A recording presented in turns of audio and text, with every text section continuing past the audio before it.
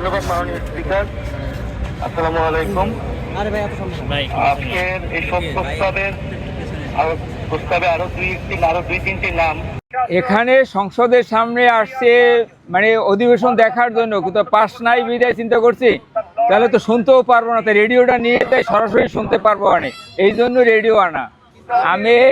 আমি touch mobile ব্যবহার করি না, আমার রেডিও আমার ভালো মিডিয়া এবং সরাসরি মোবাইলে বিভিন্ন ফাংশন বিভিন্ন থাকে, হাতে ধরে থাকা লাগে, এটা আমি এক জায়গায় রেখেও আমি কাজ করতে পারি, শুনতে পারি।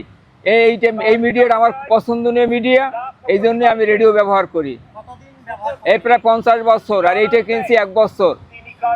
আর আমি ওই মাছের ব্যবসা ছিল আমার গভীর সমুদ্রে, তখন আমার দুইটা রেডিও থাকতো সবসময়, আবহাওয়া বার্তা, সংবাদ বিভিন্ন শোনার জন্য, এবং আজান সব কিছু এই রেডিওর মাধ্যমে শোনা যায়। সব ঐতিহাসিক না, দৈনন্দিন যা কিছু আপডেট হয় সেটা রেডিওতে প্রচার হবেই, এই জন্য রেডিও সবচেয়ে ভালো মিডিয়া আমার কাছে, এবং সব গরম খবর এবং তাজা খবর। তাদের সকলের নাম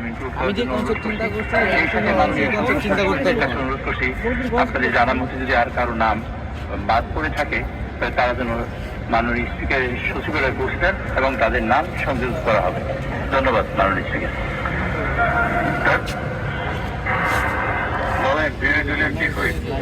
ধন্যবাদ মাননীয় স্পিকার। আসসালামু আলাইকুম। আজকের এই সব প্রস্তাবে আরো দুই তিনটি নাম সংযোজনের জন্য আমি প্রস্তাব করছি, যে নামগুলো এই হাউসে উচ্চারিত হওয়া প্রয়োজন। আপনার মাধ্যমে আমি হাউসের কাছে প্রস্তাব করছি।